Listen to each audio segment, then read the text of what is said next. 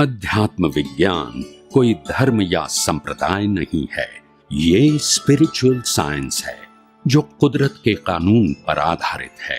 ये विज्ञान पूरे ब्रह्मांड के सभी रहस्यों को उजागर करता है और जीवन के सभी पहलुओं को समझने के लिए एक नई दृष्टि देता है।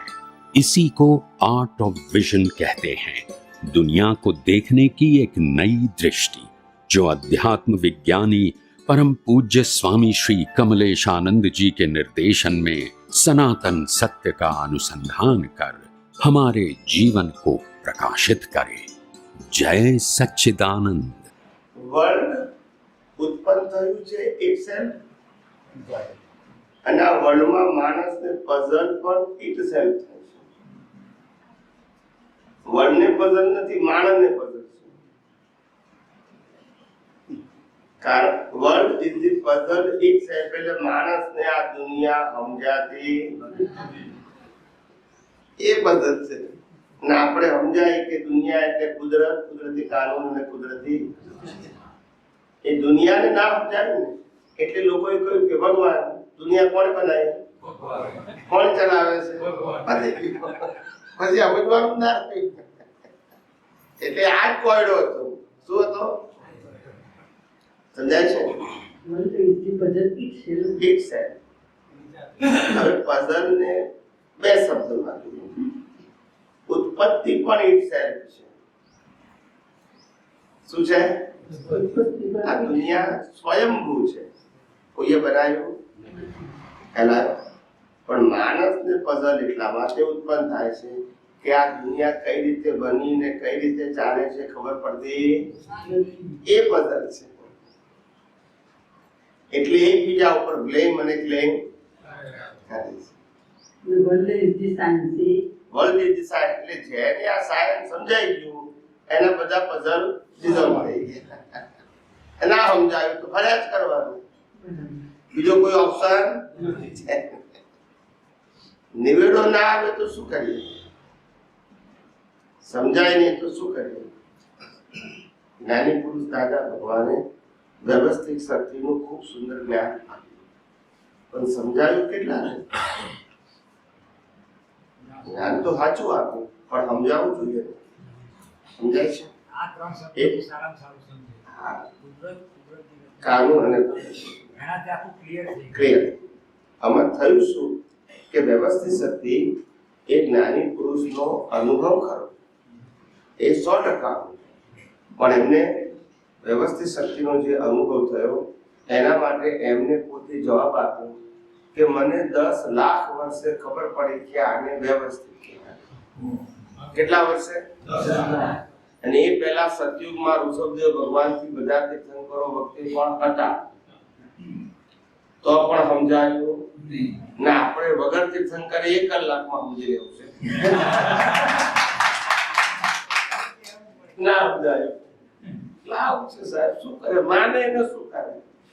એટલે એમની અંદર તો છે, પણ પ્રેઝન્ટેશન એમની અંદર હતું. બહાર પણ કહી શકવાની ક્ષમતા હતી, પણ બહાર સમજનારો વર્ગ જોઈએ ને. બાલ મંદિરની મજા કરવી હોય ને પછી જ્ઞાન મંદિર કોને ગમે? ખ્યાલ આવ્યો ને? આપણે કહીએ કે આ દાગીનો, આ ડ્રેસ, આ મકાન, આ ગાડી એ તારી નથી, મને સમજાવવું જોઈએ ને. મારી કરી એટલે બધા ધર્મો અલગ અલગ ધર્મોની અંદર રચ્યા પચ્યા રહ્યા ને, એટલે પછી સમજાય જ નહીં. કેવી રીતે સમજાય? ધર્મો તો બધા કટ્ટરતા છે. શું છે? પોતાના ચોકા લઈને બેસી ગયા છે. ખ્યાલ આવ્યો? આવું છે સાહેબ. એમાં સનાતન સત્ય ક્યાં આવે છે? માણસને ફોર્મેટની અંદર એટલો બિઝી કરી નાખ્યો. તપ કરો, જપ કરો, માળા કરો, પૂજા કરો, આરતી કરો, સામાયિક કરો, પ્રતિક્રમણ કરો, એમાં વિધિઓ કરો, એમાં એટલું ગુચાઈ દીધું કે પછી બચારો વિજ્ઞાન વિચારવાનો ટાઈમ નથી. માળ એટલો સંસાર હોય, એમાંથી ટાઈમ મને જરા કરવાનું કહું. હવે ક્યારે બચારો વિજ્ઞાન વિચારાય? એટલે આ જગતને સમજવા જેવું છે. અનાદિકાળથી આપણે આનું આ જ કર્યું છે, ક્રિયા રૂપે નહીં. હું સમજણની વાત કરું છું. કોઈ અવતાર એવો નતો કે આપણે આ મા બાપ મારા છે એવું ના માન્યું હોય. માન્યું છે? નથી. આ બૈરા છોકરા મારા છે મારા નથી એવું માન્યું? આ ઘર બંગલા મોટર ગાડી મારું નથી એવું માન્યું કોઈ દિવસ? દરેક અવતારમાં આ જ માન્યું. પાછું આ અવતારમાં એ જ માનવાનું. વિચાર કરો. છે એનો વાંધો નથી, ભોગવીએ છે એનો વાંધો નથી. પ્રશ્ન એ છે કે છે કોણ, ભોગવે છે કોણ, અને હું કોણ છું? આત્માનું નથી શરીર, આત્માનું નથી સત્તા, સંપત્તિ, સંબંધ, સાધનો, આત્માના નથી. અને આત્મા કર્મ ભોગવતો પણ તો પછી આત્માને ઉપાધિ કેમ? હું શુદ્ધાત્મા છું એ માનનારને ઉપાધિ કેમ? બોલો, સમજાયું કે નહીં? તમને એમ લાગે, તમારા ભાઈને એવું લાગે કે ભાઈ પૂનમ ભાઈને જેલમાં લઈ ગયા એવું એમને સાંભળ્યું, એટલે એમને દુઃખ થાય કે નહીં? પછી ખબર પડે કે આપણા પૂનમભાઈ ની બીજા પૂનમભાઈ કશું નહીં. આ જ દબાણ કરશે. એટલે જ કીધું કે ચંદુલાલ ને દુઃખ તો એ સાચું, પણ હું ચંદુલાલ નથી એ આછું ને, તો પછી મને કઈ રીતે થાય? ચંદુલાલ ને ભલે થાય પણ મને કઈ રીતે થાય? કારણ કે હું ચંદુલાલ થી મુક્ત એવો. તો પછી પ્રશ્ન ક્યાં છે? ચંદુલાલ ને થાય કે ના થાય પ્રશ્ન, પણ હું ચંદુલાલ નથી તો મને કેમ થાય? એ તો પ્રશ્ન કરો કે નહીં? હું આ કહેવા માંગુ છું, ચંદુલાલ ને ના થાય હું નથી કહેતો, થાય. કારણ કે ચંદુલાલ તો કર્મ ભોગવાનું સાધન છે, એટલે એને ના થાય તો પ્રશ્ન નથી ને. એનો રોલ જ એ છે. સમજાય છે કે? પણ જેનો રોલ છે હું. આ તો નાટકની અંદર કોઈને રામે બનવું પડે, કોઈને રાવણે બનવું પડે, કોઈને દશરથે બનવું પડે, અરે કોઈને શું કહેવાય લક્ષ્મણે બનવું પડે, જેન્ટ્સ હોય તો સીતાએ બનવું પડે, ના પડવું પડે? હા, તે નાટકની અંદર પેલો લીવ ઉપર જાય ને નાટક ચાલુ હોય તો પેલાને રામ રાવણ બેયનો રોલ કરવો પડે. સમજાય છે? મને કોઈ છોકરી હોય તો એને રામે બનવું પડે, કારણ કે રાવણ તો પાછું જોરદાર લાગવું જોઈએ ને. આવું એટલે રોલ બદલાય. નાટકમાં જોબ કરતા હોય તો રોલ શું છે? કોકવાર રામનો કરવો હોય, કોકવાર રાવણનો, કોકવાર સીતાનો, કોકવાર લક્ષ્મણનો, બધા રોલ કરવા પડે. પણ રોલ કરનારને ખબર છે કે આ રોલમાંથી એક કે હું. એમાં આપણને ખબર પડે કે આ મનોચંકાર ભલે ગમે એટલા રોલ કરે, કોઈનો છોકરો છે, કોઈનો બાપ છે, કોઈનો ધણી છે, કોઈનો કાકો છે, કોઈનો મામો છે, પણ હું રોલથી મુક્ત એવો શુદ્ધાત્મા છું. તો વાંધો શું છે? એમાં કઈ ત્યાગ કરવાનો છે કે? દ્રષ્ટિની જ વાત છે ને. તો પછી ખાલી સમજણ જ કેળવવાની. બસ, બીજું શું? એટલે તો કવિરાજશ્રી લખ્યું, સમજણ ભૂલ વગરની થશે તેથી તારો મોક્ષ થશે. સમજણ કેવી થવી જોઈએ?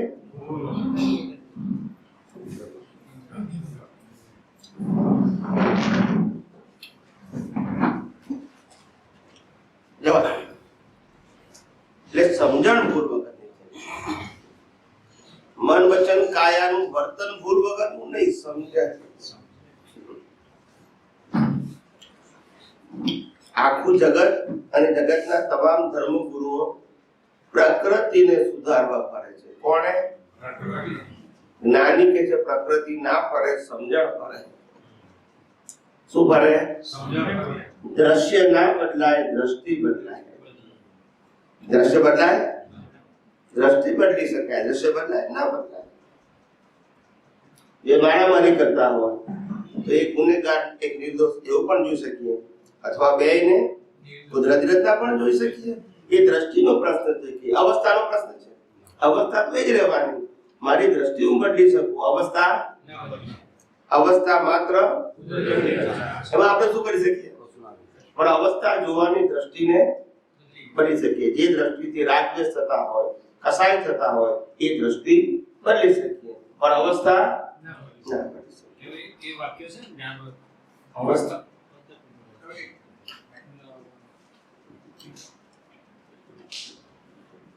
અવસ્થા માત્ર કુદરતી રચના છે ને એનો કોઈ બાપોય રચના નથી. તો એ કોઈ બાપોય રચના નથી એ જરા પ્રકાશ પાડો.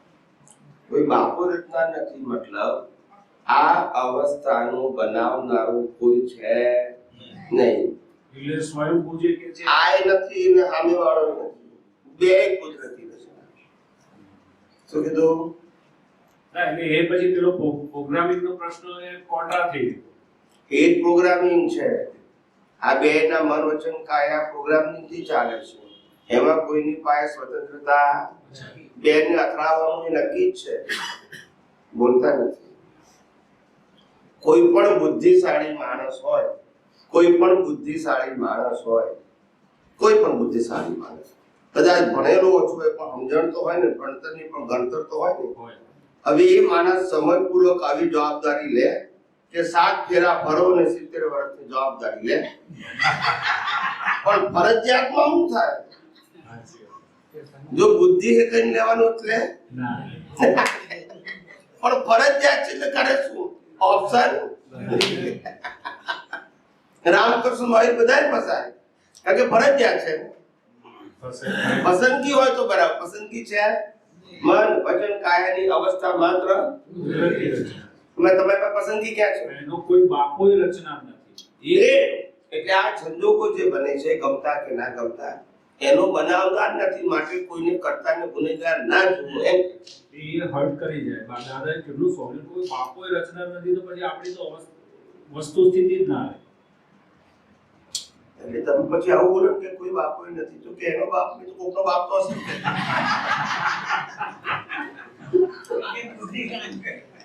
બુદ્ધિ કામ કરે ને બધાની. કેટલું સોલ્વ કરે. એ વાક્ય કેટલું જબરજસ્ત છે. એટલે બેનને પૂછું છે. ઓ સોરી મારું જરા ધ્યાન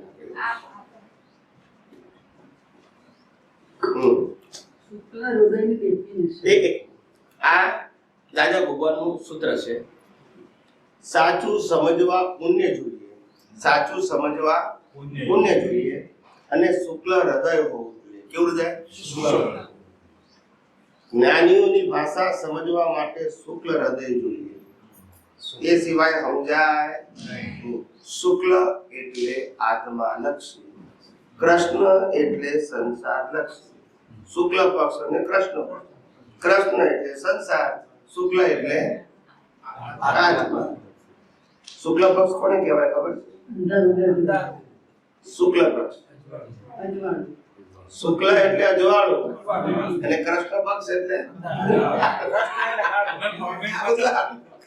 આપણું ખબર નથી પડતી. એ સમજ ફોર્મેટમાં જતી રહી. ફોર્મેટમાં જતી રહી. એટલે આ બહુ અમને આ વિઝનમાં ખુલ્લો થાય, અમને આ નોલેજ ના હોય. વિઝન એટલે સિદ્ધાંત, સમજાય છે? નોલેજ નહીં. એટલે આ શુક્લ પક્ષ અને આ કૃષ્ણ પક્ષ. કૃષ્ણ એટલે સંસાર લક્ષી, શુક્લ એટલે આત્મલક્ષી. જેનું હૃદય આત્મલક્ષી વિચારી રહ્યું છે એને જ્ઞાનીની વાણી સમજાય. જેનું હૃદય સંસાર લક્ષી વિચારતું હોય એને જ્ઞાનીની વાણી ના સમજાય. જય સચિદાન. જય સચિદાન. હવે ભગવદ ગીતા જેને ભગવાનની કૃષ્ણા કહેવામાં આવે છે, ભગવાન કૃષ્ણ ભગવાન જાતે બોલેલા. હવે હમણાં છેલ્લા 4-5 મહિના પહેલા એટલે મારી જોડે ભગવદ ગીતા વાંચવામાં આવી. થોડો ટાઈમ હતો અને ભગવદ ગીતા લીધી. તો દાદાના જ્ઞાન લીધા પછી ભગવદ ગીતા સમજાઈ. બાકી તો એકદમ સમજવા થોડી અઘરી લાગે, પણ પછી એમ થયું કે આ તો બહુ સરસ સમજાય છે. સમજાય એટલે ધીરે ધીરે શ્લોકો કંઠસ્થ થયા. હું સીએમ સાહેબને મળવા ગયો. સીએમ સાહેબ મારી જોડે સોફા પર બેઠા હતા અને એમણે પણ સાંભળ્યું, એમને પણ આનંદ થયો કે દાદા ભગવાન અનુયાયી છે. એટલે પછી પેપરોમાં આવ્યું ને ટીવીમાં આવ્યું ને બહુ માન સન્માનના સંજોગો ભેગા થયા. પણ મને પ્રશ્ન મને પોતાને થયો કે શ્લોકો કંઠસ્થ થયા બધું, પણ ભગવાને જે કહ્યું ને તો આપણને દાદા ભગવાનના જ્ઞાન પ્રમાણે જે ગીતા સમજાય છે, પણ અમુક વખતે કૃષ્ણ ભગવાનના અંદર એવા શ્લોકો આવે છે કે જેમાં હું બોલવામાં આવે છે કે હું આ છું, તે છું, છંદોમાં ગાયત્રી છું.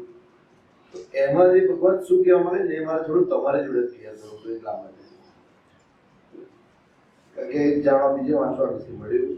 પહેલી વસ્તુ એ છે કે જે ગીતાના શ્લોક શ્રી કૃષ્ણ ભગવાનના મુખમાંથી નીકળ્યા વાણી રૂપે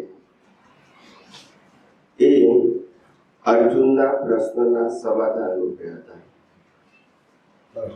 બરાબર છે. આ તો હિસ્ટોરિકલ પ્રૂફ છે.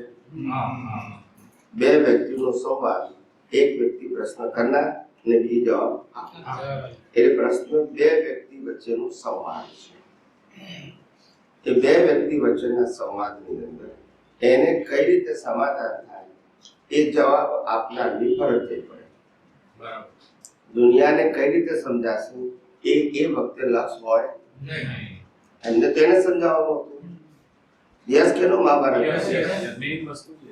એટલે ઘણી બધી વસ્તુઓ એવી હોય કે જે સબ્જેક્ટ ટુ પર્સનના સોલ્યુશન માટે અને ઘણી બધી વસ્તુ એવી પણ હોય કે જે સનાતન. આ બે ભાગલા પડે.